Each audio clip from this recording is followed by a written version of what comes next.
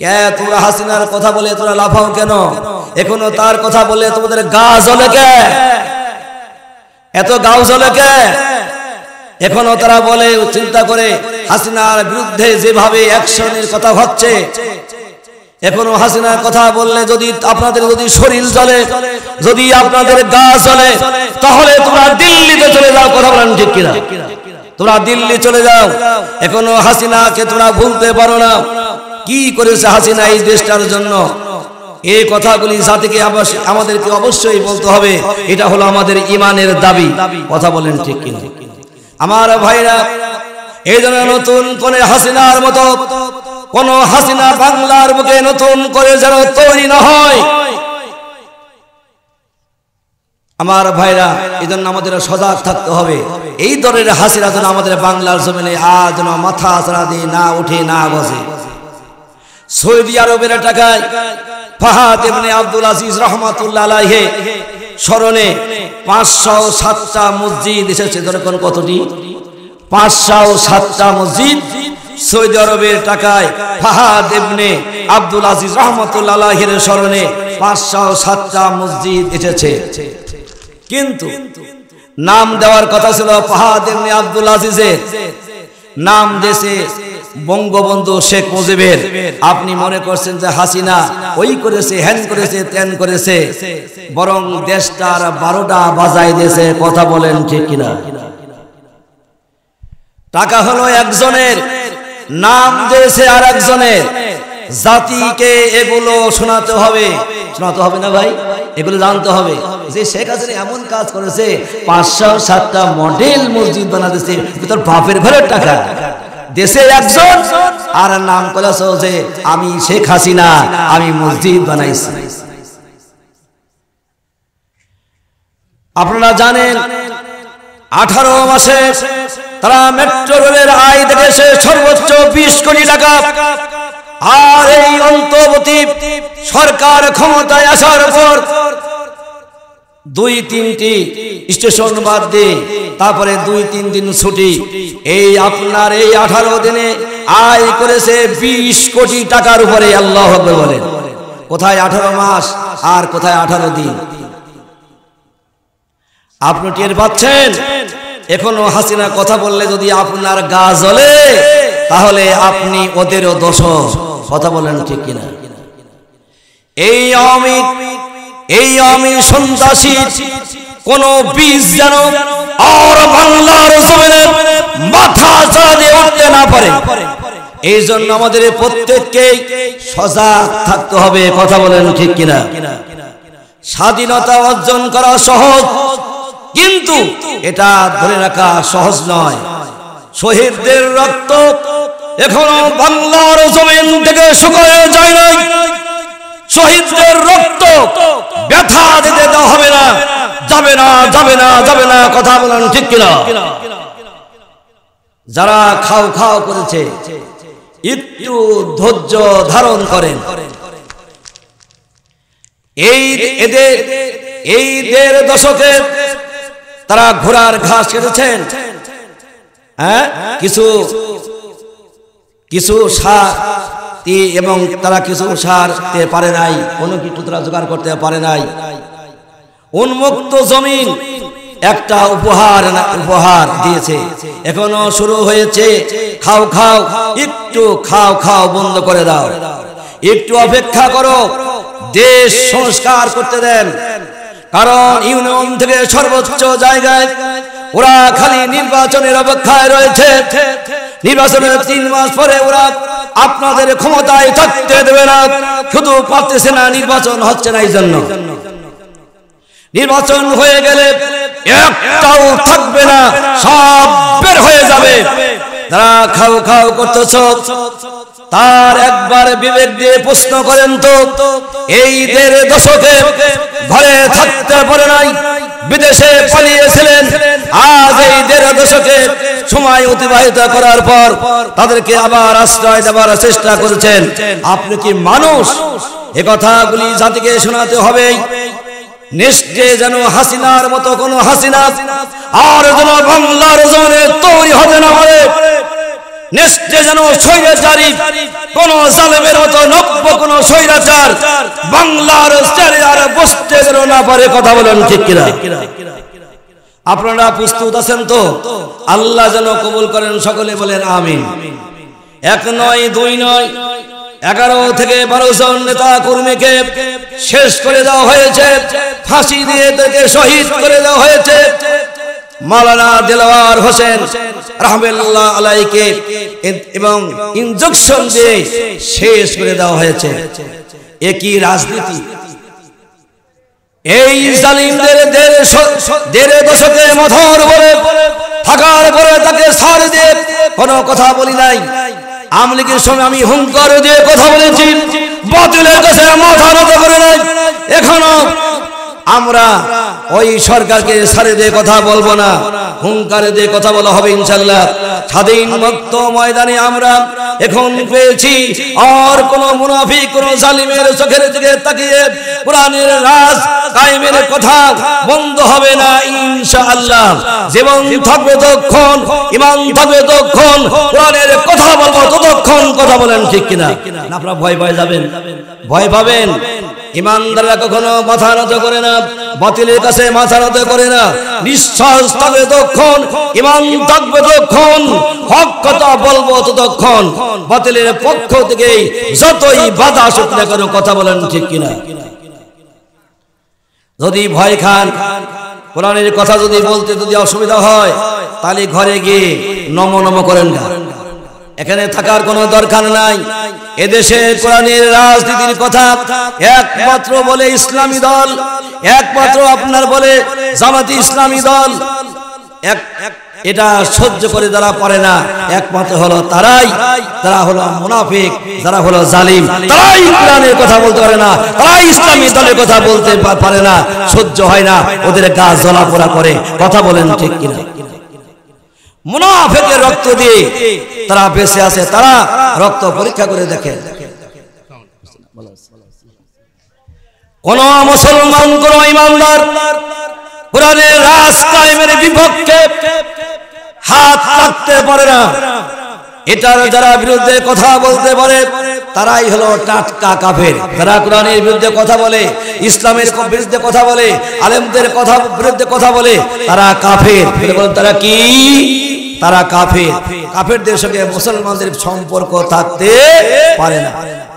আপনি ভালোকে যদি ভালো না বলেন তাহলে আপনিও খারাপ, আর আপনি জালিমকে যদি জালিম না বলতে পারেন তাহলে আপনি নিজেও হলো জালিম। 5 তারিখের পর থেকে কারা কি করেছে, কেউ যদি কিছু ভালো করে থাকে তাকে অবশ্যই ভালো বলতে হবে। কথা বলেন ঠিক কিনা?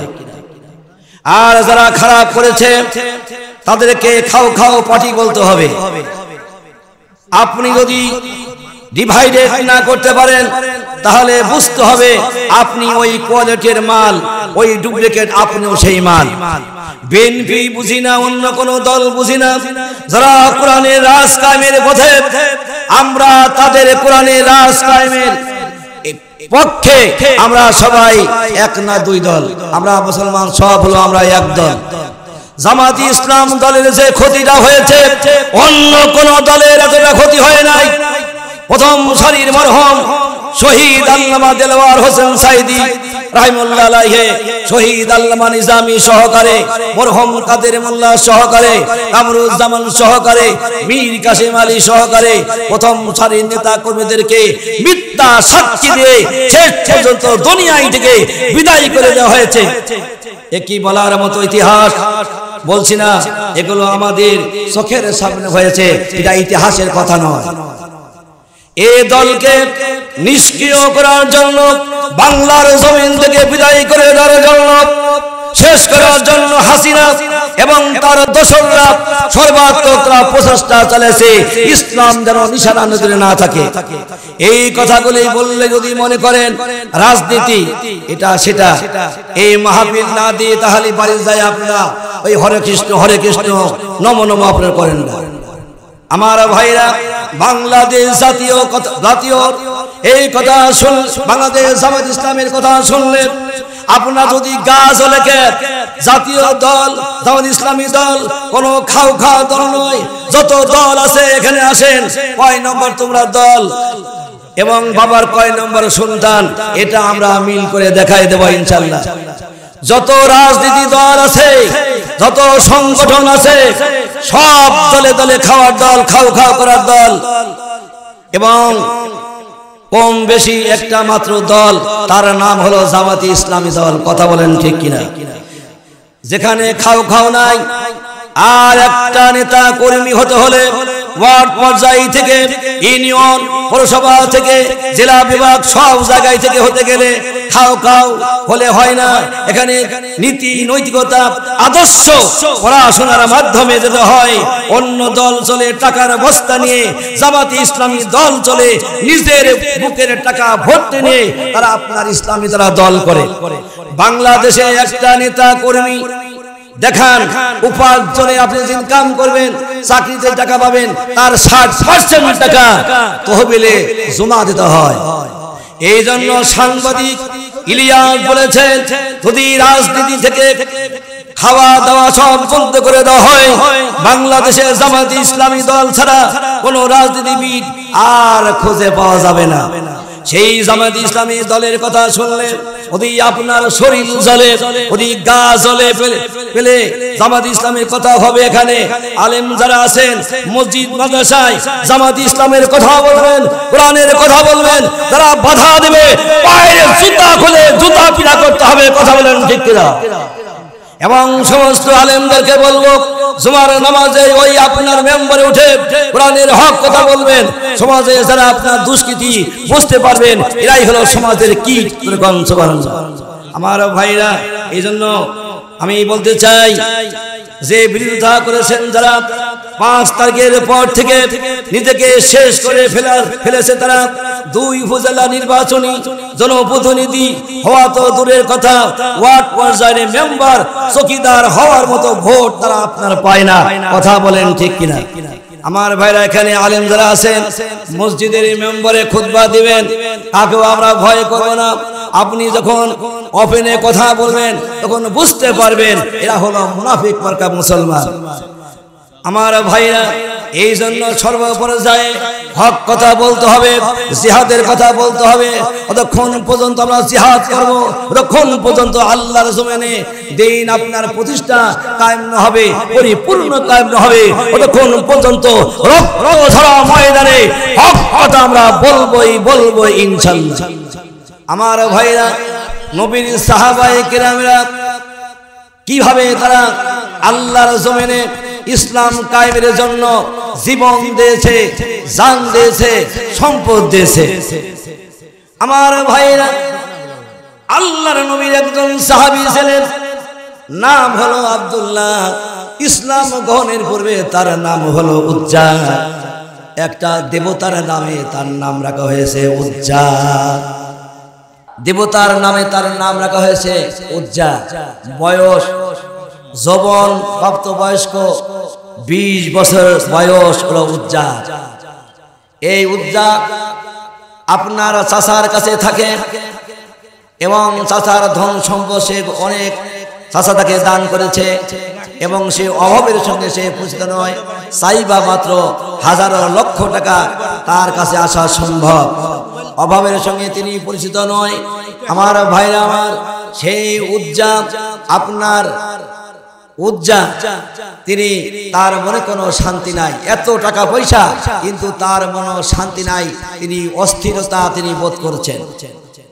একদিন যখন আল্লাহ নবী মক্কা নগরীতে দিনের কাজ দিনের দাওয়াত দিচ্ছেন, তার মনের ইচ্ছা এই সমস্ত সুন্দর নৈতিক চরিত্র লোকদের সঙ্গে তিনি দাওয়াতি কাজ করবেন, ইসলামের কাজ করবেন।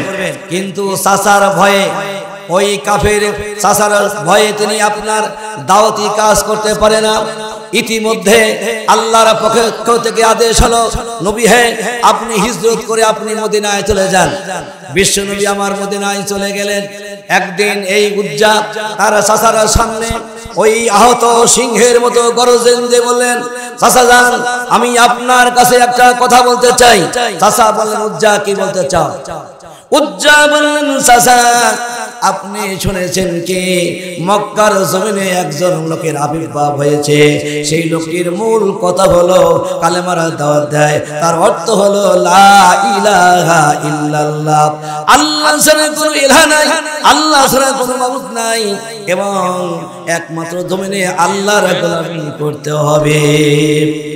এই কথা যখন বলল চাচা নাম দিয়ে বললেন উজ্জারি এই কথা যেন ফারদার যেন আর না বলিস, এই কথা যদি বলিস তাহলে তোর কিন্তু মুসিবত বিপদ আসবে, যা কিছু আমার সামনে বললি এই কথা আর কোনোদিন উচ্চারণ করতে পারবি না। সঙ্গে সঙ্গে উজ্জা আহত সিংহের মতো তিনি দাঁড়িয়ে গেলেন, চাচা আমি ভয় করি না, কাউকে আমি ভয় করি না, এতদিন আমি পূজা করতাম, আপনার কাছে থাকতাম, রাসূলুল্লাহ সাল্লাল্লাহু আলাইহি সাল্লামের কাছে আমি হাতে হাত থেকে কালেমা পড়ে মুসলমান হয়েছি, এখন আমি সেই একমাত্র আল্লাহকে ভয় করি, আপনাকে আমি কোনো ভয় করি না।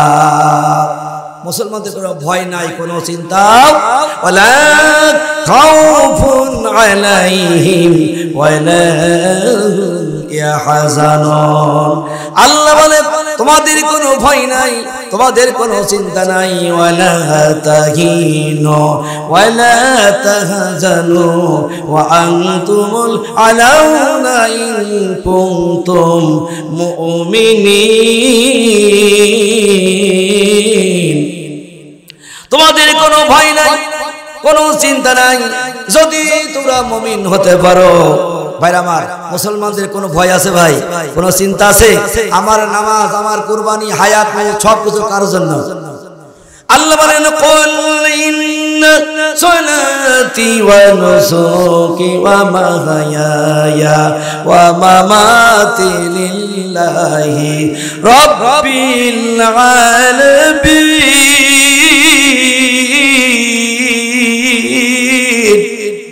হে নবী আপনি ঘোষণা করে দেন আমার নামাজ, আমার কুরবানি, আমার হায়াত, আমার মওত সব কিছু হলো আমার আল্লাহর জন্য।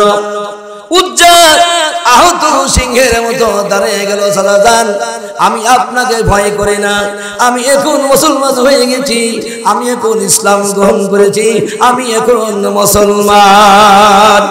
উজ্জা চাচার মধ্যে থাকে খায়, কিন্তু গোপনে গোপনে ইসলাম ধর্ম গ্রহণ করেছে, সেটা আজকে গোপন নয়, সেটা প্রকাশ করে দিলেন। আল্লাহু আকবার।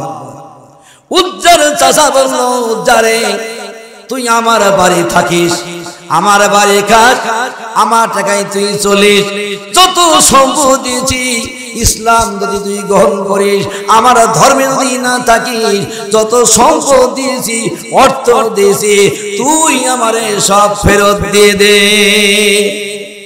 উজ্জা তুই যদি মুহাম্মদের হাতে ইসলাম গ্রহণ করিস, যত টাকা, তত পয়সা, অর্থ সম্পদ যা দিয়েছি সব ফেরত দিয়ে দে।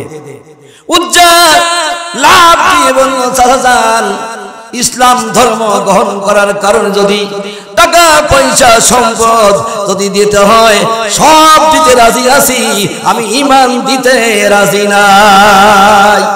সব ফেরত দেন, সব ফেরত দিয়ে দিলেন।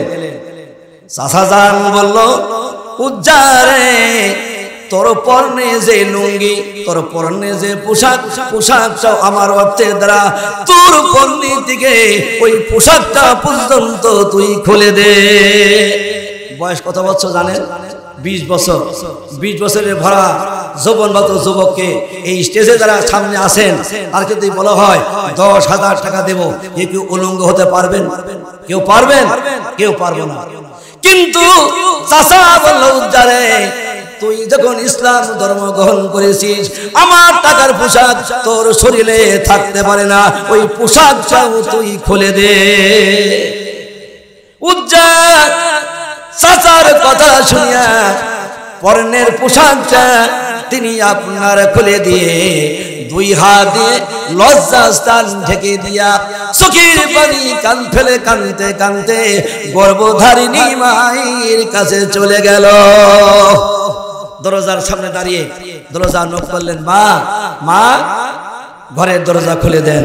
মা বুঝতে পারলো এটা আমার একমাত্র সন্তান, উজ্জার কণ্ঠস্বর ছাড়া আর কারো কণ্ঠ হবে না। মা উজ্জার কণ্ঠস্বর শোনার সঙ্গে সঙ্গে ঘরের দরজা উন্মুক্ত করে দিলেন, খুলে দিলেন। মা উজ্জাকে দেখার সঙ্গে সঙ্গে দুই চোখটা হাত দিয়ে ধরে ফেলল আর বললেন, বেটা উজ্জা রে, তোর এই কেন অবস্থা?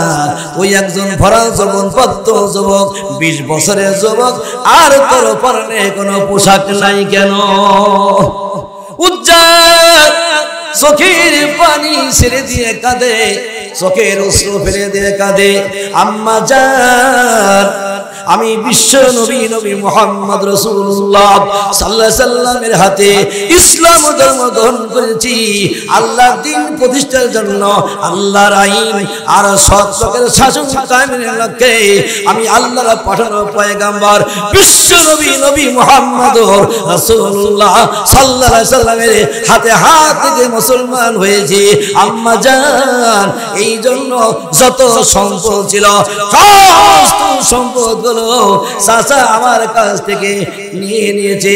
শেষ পর্যন্ত মা আমার পরনের পোশাকটা পর্যন্ত খুলে নিয়েছে।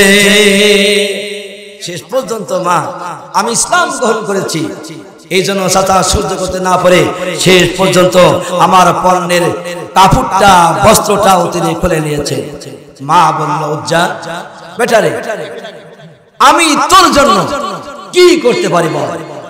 উজ্জা বলল, মা দেখুন তো ঘরের মধ্যে কোনো পুরাতন কোনো পোশাক আছে কিনা। মা তন্ন তন্ন করে খোঁজে, দেখে একটা পুরাতন কম্বল দেখা যায়। মা পুরাতন কম্বলটা উজ্জার থেকে নিক্ষেপ করে দিল। উজ্জা, এই আপনার কম্বলটা 2 টুকরা করে 1 টুকরা তিনি পরিধানে তিনি দিলেন, আর 1 টুকরা কাঁধি পরে দিয়া হাঁটতে হাঁটতে সুদূর মদিনার দিকে আপনার পা বাড়ায়। দিন যায় রাত যায়, হাঁটতে হাঁটতে হাঁটতে হাঁটতে উজ্জা একদিন মদিনার মসজিদ নবীর দরজার সামনে হাজির হয়ে যায়। কষ্ট করে করে কোথায় মক্কার কোথায় মদিনায় 300-350 মাইল ধরে ওই উজ্জা আল্লাহর জমিনে আল্লাহর দ্বীন প্রতিষ্ঠার জন্য, আল্লাহর নবীর সাহাবী হওয়ার জন্য, দ্বীন ইসলামের মুজাহিদ হওয়ার জন্য হাঁটতে হাঁটতে মদিনায় মনোরায় চলে গেলেন। যেখানে যে সমস্ত সাহাবায়ে কিরামরা সমস্ত সম্পদ থেকে তারা মারুম হয়ে ওই আপনার মদিনার পাশে একটা ঘর ছিল, তাকে আসহাবে সুফফা বলা হয়। ওই আসহাবে সুফফায় আসহাবে সুফফায় তাদের জায়গা ছিল। ওই আসহাবে সুফফারা কোন সময় খাইতো, কোন সময় খাইতো না। আল্লাহ নবী বলেছিলেন, সাহাবীরা যখন আমার কাছে কোনো খানা আসবে তোমরা খাবে, না হলে তোমরা আল্লাহর শুকরিয়া আদায় করবে, আর তোমরা সময় সময় বিভিন্ন জায়গায় ইসলামের দাওয়াতের কাছে তোমরা শরীক হয়ে যাবে। হঠাৎ করে সাহাবায়ে কেরামেরা খানার জন্য যখন আপনার পরেশান হয়ে যাইত, পেটে খাদ্য থাকতো না, বিশ্ব নবী মুহাম্মদুর রাসূলুল্লাহ সাল্লাল্লাহু আলাইহি সাল্লাম যখন তাহাজ্জুদ নামাজের সময় যখন মসজিদে নববীতে ঢুকতেন, সাহাবারা দিনের পর দিন না খায়া থাকতো, কিন্তু বিশ্ব নবীর চেহারা দেখার সঙ্গে সঙ্গে ওই ক্ষুধার্ত পেট আপনার পেট পরিপূর্ণ হয়ে যাইত, আর কোনো ক্ষুধাই থাকতো না। সুবহানাল্লাহ। আমার ভাইরা, ঠিক সেই দিন উজ্জা মসজিদে নবীর সামনে বসা, বিশ্ব নবী চলে আসলেন। এসে দেখে একজন ছোটাম্ম যুবক, চুলগুলো উস্কো খুস্কো যুবক বসে আছে, আর কার যেন অপেক্ষা করতেছে। বিশ্ব নবী নবী মুহাম্মদুর রাসূলুল্লাহ সাল্লাল্লাহু আলাইহি সাল্লাম বললেন, বাবা তোমার নাম কি, তোমার বাড়ি কোথায়?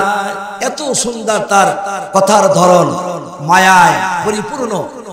ছেলেটি মনে করলো যে আমি যার অপেক্ষায় বাড়ি চাললাম, ঘর চাললাম, অর্থ করে সব চাললাম, নিজের পরনের কাপড় পর্যন্ত খুলে দিলাম, আমি যারা সন্ধানে বের হয়েছি নিশ্চয় ইনি হবে সেই মহামানব নবী মুহাম্মদ রাসূলুল্লাহ সাল্লাল্লাহু আলাইহি সাল্লাম। ছেলেটি বলল, হুজুর আমার নাম হলো উজ্জাল, আমার নাম হলো আব্দুল উজ্জাল। হুজুর আমার বাড়ি হলো মক্কায়। আমি আপনার আদর্শের কথা শুনেছি, আমি আপনার নীতি নৈতিকতার কথা শুনেছি, আমি ইসলাম ধর্ম গ্রহণ করেছি। ইসলাম ধর্ম গ্রহণ করার কারণে সেই পর্যন্ত চাচা সমস্ত ধন সম্পদ কেড়ে নিয়েছে। শেষ পর্যন্ত আমার একটা পরনের পোশাক ছিল, ওই পোশাকটা পর্যন্ত কেড়ে নিয়ে আমাকে তাড়িয়ে দিয়েছে। আমার নাম আব্দুল উজ্জা। বিশ্ব নবী বললেন, উজ্জা রে, তোর নাম আজ থেকে উজ্জা নয়, তোর নাম হলো আব্দুল্লাহ।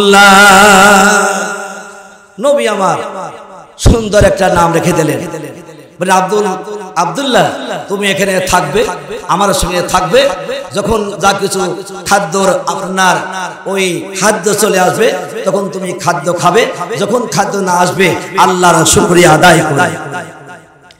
বিশ্ব নবী নবী মুহাম্মদ রাসূলুল্লাহ সাল্লাল্লাহু আলাইহি ওয়াসাল্লাম বলেন, আব্দুল্লাহ রে, এখানে তুমি থাকবা আর তুমি আল্লাহর কোরআন তেলাওয়াত করবা, আল্লাহর কোরআন তুমি শিখবা।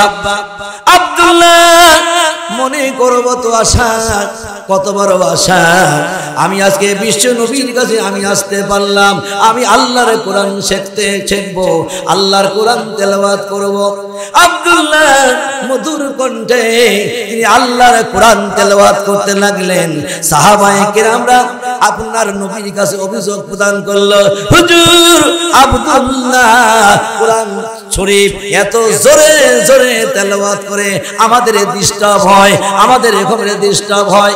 কথাগুলি যখন নবীর কাছে সাহাবায়ে কেরামরা অবজেকশন দিল, আল্লাহ নবীর চেহারাটা মলিন হয়ে গেল।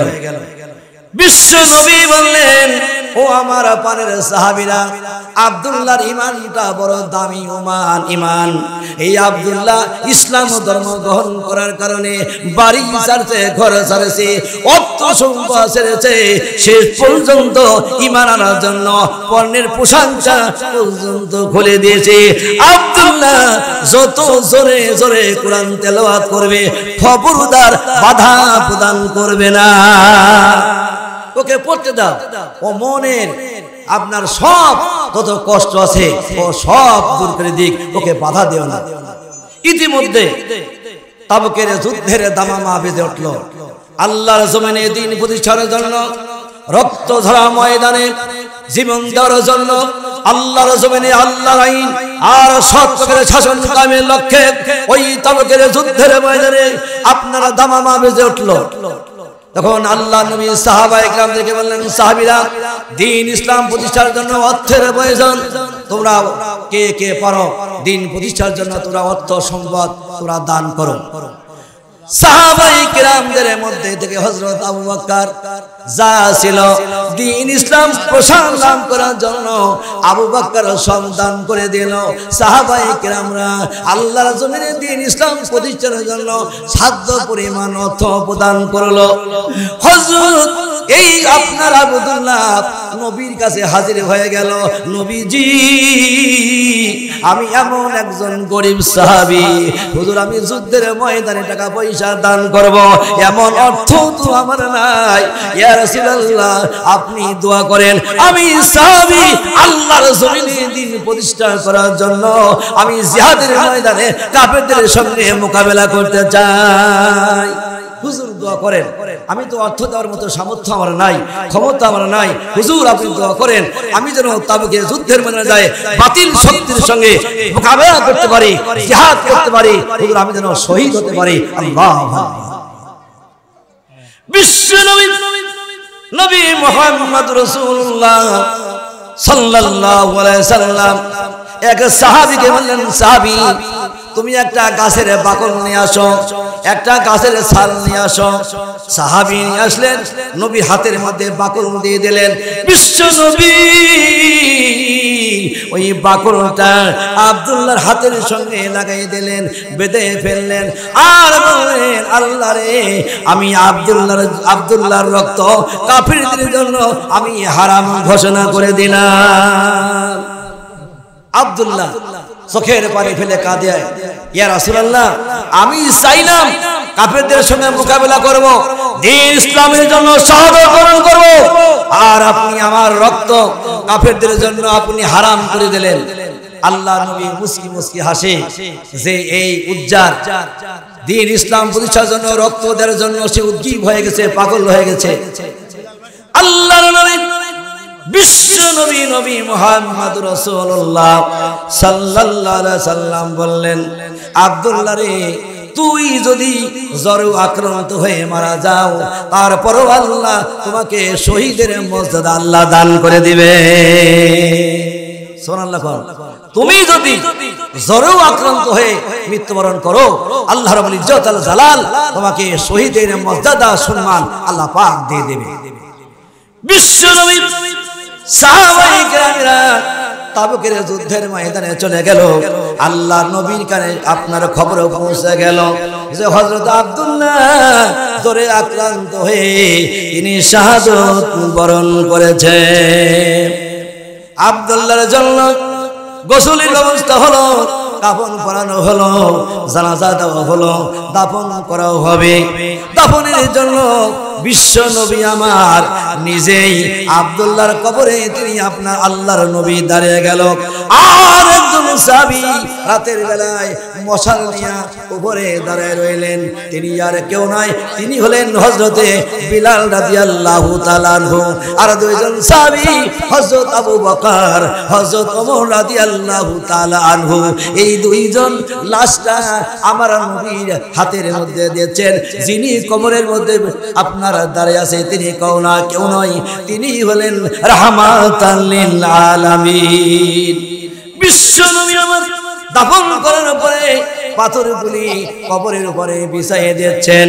এমন সময় আব্দুল্লাহ ইবনে মাসউদ চোখের পানি ছেড়ে দিয়ে কান্দে, ইয়া রাসূলুল্লাহ, হাবিবাল্লাহ, এই লাশটা যদি আব্দুল্লাহর না হইয়া আমি আব্দুল্লাহ ইবনে মাসউদের লাশ হতো, আমার জীবনকে আমি ধন্য আমি মনে করতাম। আমার ভাইরা, এই সমস্ত সাহাবায়ে কেরামরা যদি দ্বীন প্রতিষ্ঠানের জন্য ওদের রক্ত জমিয়ে না দিত, এত তাড়াতাড়ি ইসলাম প্রসার লাভ করতো না। এই সমস্ত যুবকদের কারণেই পৃথিবীতে ইসলাম আপনার এসেছে। এইভাবে আজও যদি বর্তমান ইসলাম প্রতিষ্ঠার জন্য যদি ডাক আসে যে জমিনে রক্ত ঝরাতে হবে, উত্তপ্ত আল্লাহর জমিনে আল্লাহর দ্বীন প্রতিষ্ঠার জন্য জিহাদ করতে হবে, রক্ত দিতে হবে, আপনার ইসলামী ঝান্ডা নিয়ে রাজপথে নামতে হবে, এই ঘোষণা যদি একবার বাংলাদেশের জমিনে কায়েম হয়, এই জমিনে রক্ত দেওয়ার জন্য, ইসলাম জিন্দা করার জন্য, ইসলামী পতাকার তলে ছায়া তলে আসার জন্য কি আমরা রাজি আছি? ভাই, যদি ডাক আসে রাজি আছি? কারা কারা আছেন দুই হাত তুলে আল্লাহকে দেখা। লিল্লাহি তাকবীর, লিল্লাহি তাকবীর। আল কোরআনের আলো এই সংসদেই জালো, আল কোরআনের আলো ওই শয়তানের উক্তি দিয়ে ওই সমাজ চলে, রাষ্ট্র চলে। আল্লাহর কসম, এদেশে কোনদিন শান্তি আসতে পারে না, পারে না, পারে না। দুই হাত করে বলেন ঠিক কিনা? আমার ভাইরা, সাহাবায়ে কেরামরা আল্লাহর জমিনে দ্বীন প্রতিষ্ঠার জন্য তারা এত কষ্ট করেছে। ওই উত্তপ্ত ময়দানে তারা রক্ত ঝরায় দিয়েছে।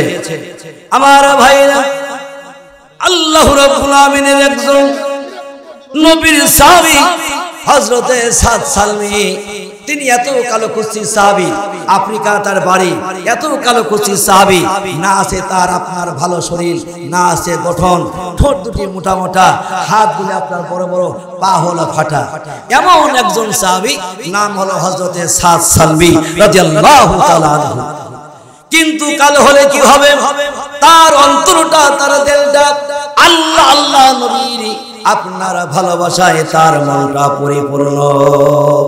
এই সাহাবী একদিন, এদেশের কোন যুবক চায় না যে আমার বিয়ে হোক? সকলেই চায়। সাদ সালমি কালো বলে কোন মেয়ের পিতা রাজি হয় না, মেয়েরা পর্যন্ত রাজি হয় না, তাকে কোনো লাইক করে না। আমার ভাই, এমন সময় হযরতে সাদ সালমি নবীর দরবারে হাজির হয়ে গেলেন।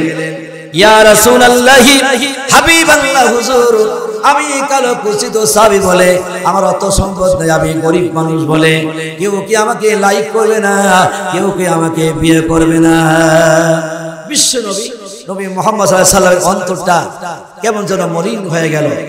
বিশ্ব নবী আমার কলম দিয়ে কাগজের উপরে একটা পত্র লিখে দিল, সাদ সালমি ভয় করো না, আমি তোমার জন্য একটা পাত্রী আমি তালাশ করেছি করব। আমি কলম দিয়ে কাগজ দিয়ে পরে লিখে দিয়ে দিলাম।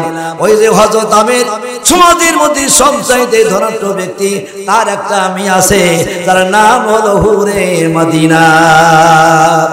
বিশ্ব নবী আমার পত্রটা লিখে সিগনেচার করে দিলেন, আমির রে, আমি বিশ্ব নবী, আমি তোমার কাছে একজন পত্রবাহকের মাধ্যমে, এই পত্রবাহক হলো নিজেই হলো আপনার বর।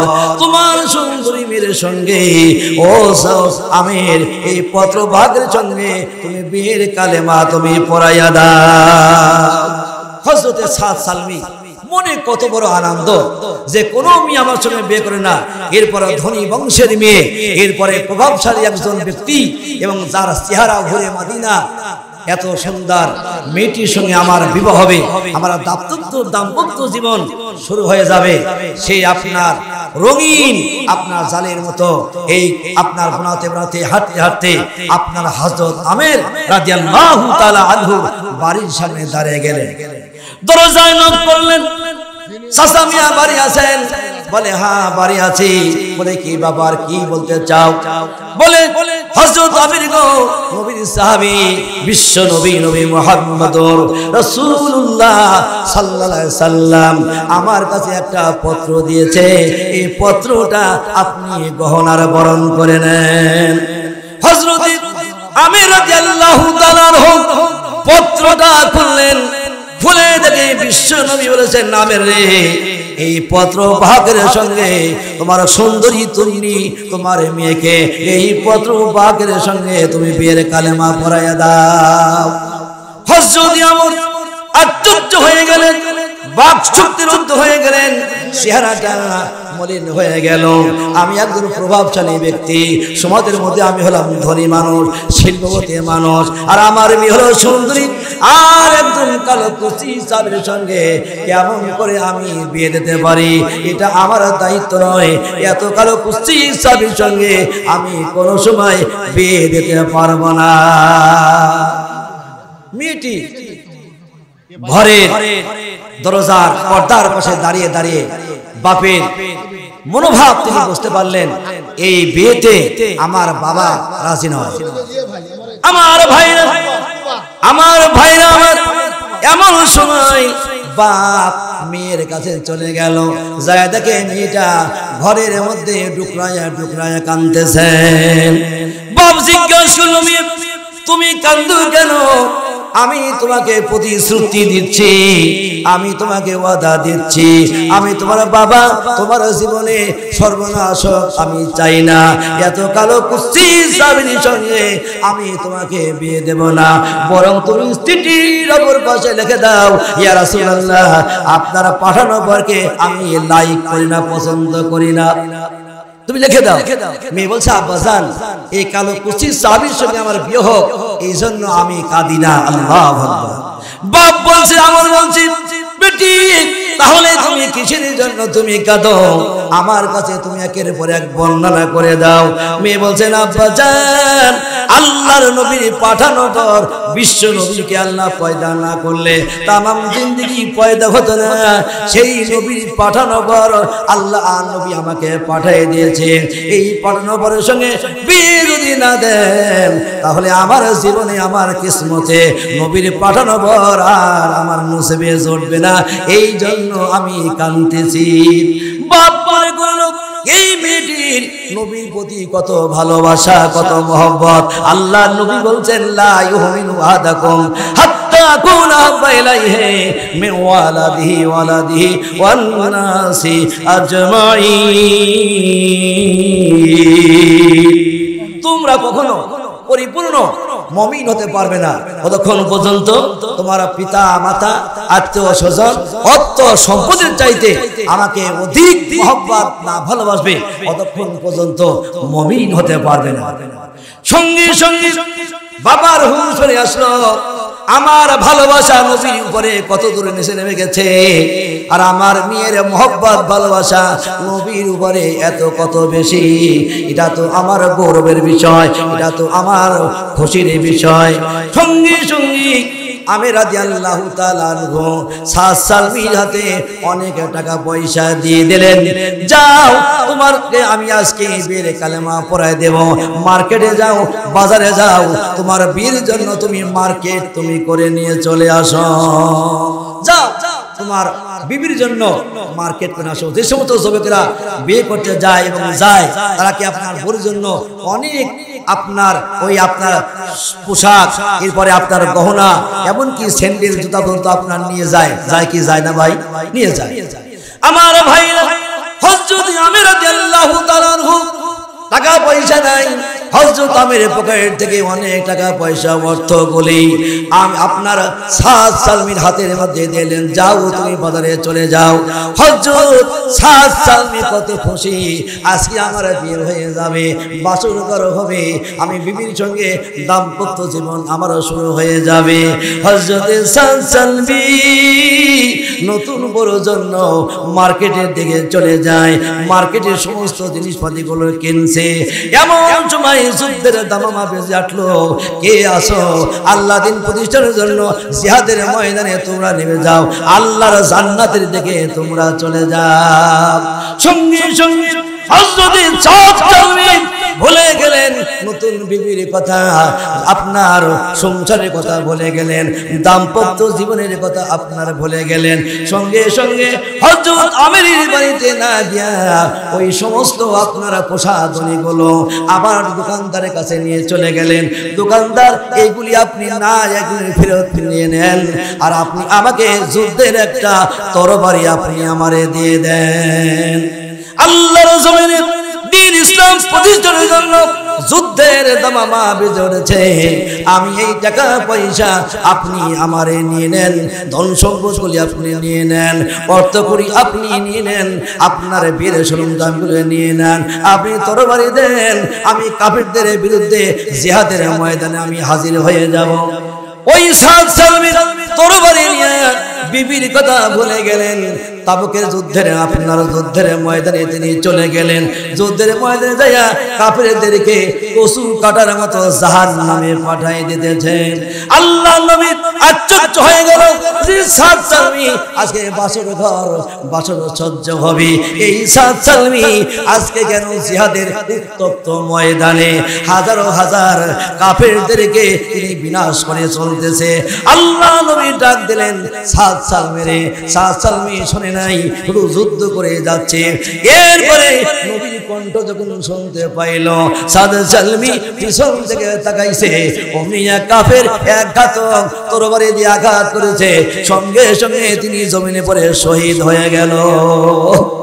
সাহাবায়ে কিরামেরা শহীদ করে না এনে হাজির করে দিল, ওদের লাশগুলি আপনার জানাজা হয়ে গেল। আল্লাহ নবী সাহাবায়ে কিরামেরা সমস্ত সাহাবায়ে কিরামদের পাশে হাজির হয়ে গেল। এবার দেখে সাদ সালমি, যে সাদ সালমি আপনারা বাসর ঘর মধুর মিলন হবে, সাদ সালমি আজকে যুদ্ধের ময়দানে শাহাদত বরণ করেছে। আল্লাহ নবী সাহাবায়ে কিরামেরা চোখের পানি ফেলে ফেলে কাঁদতেছে, আর আল্লাহ নবী সাদ সালমির দিকে তাকাইয়া মুস্কি মুস্কি হাসতেছে। সাহাবায়েরা চোখের অস্ত্র ফেলে ফেলে কাঁদতেছে, আর বিশ্ব নবী আমার মুস্কি মুস্কি হাসতেছে। বিশ্ব নবী নবী মুহাম্মদুর রাসূলুল্লাহ সাল্লাল্লাহু আলাইহি ওয়াসাল্লামের সাহাবায়ে কেরামেরা বলতে, হুজুর আমরা সাদ সালমির জন্য পাগল পরা হয়ে গেছি, যার আজকে বাসর ঘর হবে আমরা তার জন্য কাঁদি, আর আপনি সাদ সালমির জন্য কেন আপনি মুস্কি মুস্কি হাসেন? বিশ্ব নবী নবী মুহাম্মদুর রাসূলুল্লাহ সাল্লাল্লাহু আলাইহি ওয়াসাল্লাম বললেন, সাহাবীরা আমি যেটা জানি তোমরা জানো না, আমি যেটা নবী দেখি তা তোমরা দেখো না। আমি বিশ্ব নবী নবী মুহাম্মদ মুহাম্মদ রাসূলুল্লাহ সাল্লাল্লাহু আলাইহি ওয়াসাল্লাম দেখতেছি আল্লাহর পক্ষ থেকে তার উপরে পুষ্প, তার উপরে আল্লাহর রহমত নাজিল হতেছে। এই জন্য আমি বিশ্ব নবী যা দেখি তোমরা দেখো না, আমি যা জানি তা তোমরা জানো না। প্রিয় হাজিরিন, এই হলো সাহাবায়ে কিরামের আদর্শ। দ্বীন ইসলাম প্রতিষ্ঠার জন্য তারা জমিনে রক্ত ঝরাইছে।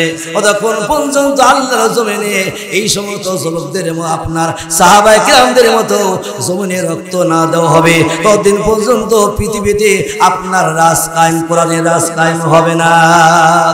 আমার ভাইরা, বাংলাদেশের জমিনে যদি রাজ কায়েমের যদি বিপ্লব ঘটে যায়, আল্লাহর জমিনে তপ্ত ময়দানে যদি রক্ত দিতে হয় সাহাবায়ে কিরামদের মতো, আমরা রক্ত আমরা শহীদ হওয়ার জন্য রাজি আছে কিনা? দুই হাত তুলে আল্লাহরে দেখা। লিল্লাহি তাকবীর। আমার ভাইরা, শহীদ হই আমরা যদি যুদ্ধের ময়দানে যাই, যদি আপনার ফিরে আসে গাজী হয়ে যাব। আর যদি শহীদ হয়ে যাই, আল্লাহ রাব্বুল আমিন খুশি হয়ে যাবে, শহীদের তামাম জিন্দেগির গুনাহ আল্লাহ মাফ করে দিবে। এপারে দুনিয়া, ওপারে হলো জান্নাত। এলাকা বাসীদের অনুরোধ করে বলবো, আপনারা জানেন এই বছরে অনেক ভাই আজকে ভূমি মন্ত্রী আপনার নাকি আপনার অনেক নাকি 250 তার বাড়ি, পয়সা বাড়ি, ভূমি মন্ত্রী 250 বাড়ি। ওরে বাবা, ওর বাপের ঘরের টাকার বাড়ি। হ্যাঁ, ব্যাংকে কোনো টাকা নাই, দেশের পরোটা তারা বাজাইয়া দিয়ে আজকে অনেক তারা পলাতক হয়ে গেছে।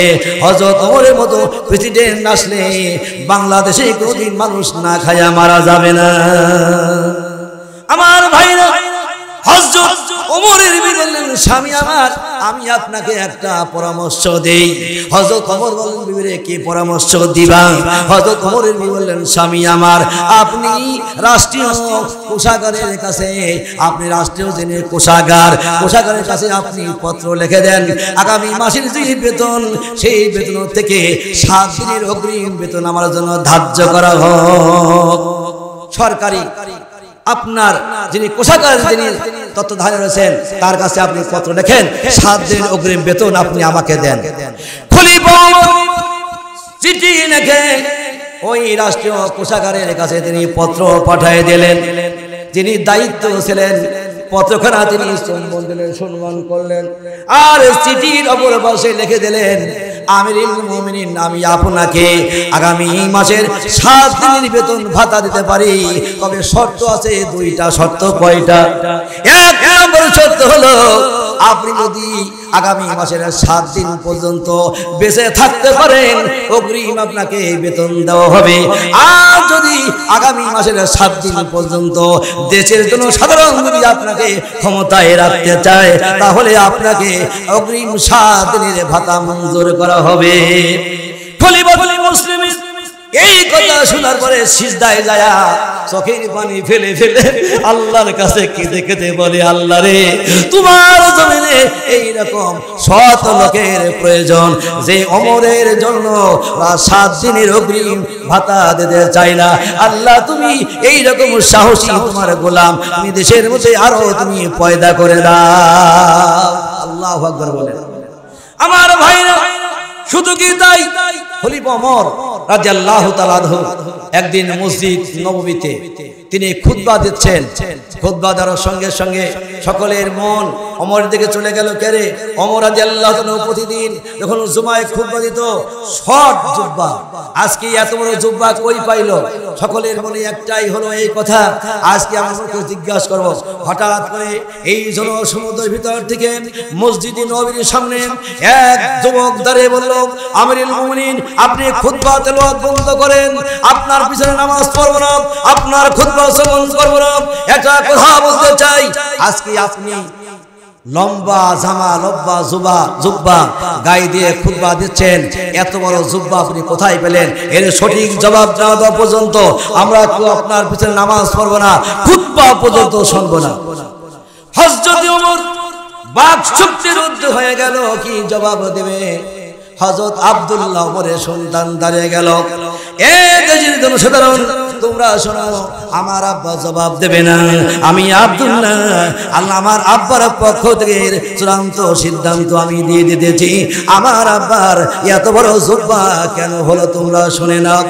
শোনো তোমরা, আজকে কয়েকদিন পূর্বে তোমরাও বাইতুল মাল থেকে যে পোশাক পেয়েছ, আমিও সেই পোশাক পেয়েছি, আমার আব্বাও সেই পোশাক পেয়েছে।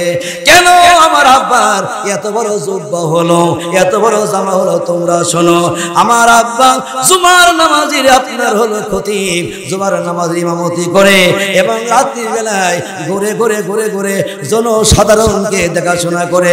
এই জন্য শীতের রাত আমার জামার অংশটা আমি না নিয়া আমার আব্বার জামার সঙ্গে যোগ দিয়ে এত বড় জুব্বা হয়ে গেছে। আমার আব্বা জনসাধারণের কাপড় চুরি করে জুব্বা বানাই নাই। সঙ্গে সঙ্গে হযরত ওমর রাদিয়াল্লাহু তাআলা আনহুর একজন গোলাম তিনিও দাঁড়িয়ে গেলেন। ওই গোলাম বলল, এ মসজিদ ময়দানের তোমরা সমস্ত মুসল্লি কিরামেরা, তোমরা শোনো, আমি আব্দুল, আমি ওমরের গোলাম, আমিও বলতেছি, আমার অংশের কাপড়টা, আমার আব্বার, আমার পোশাকটার অংশটা আমি ওমরকে আমি দান করে দিয়েছি। এই তিনটা পোশাক একত্রিত করে তাই ওমরের জামাটা লম্বা হয়ে গেছে।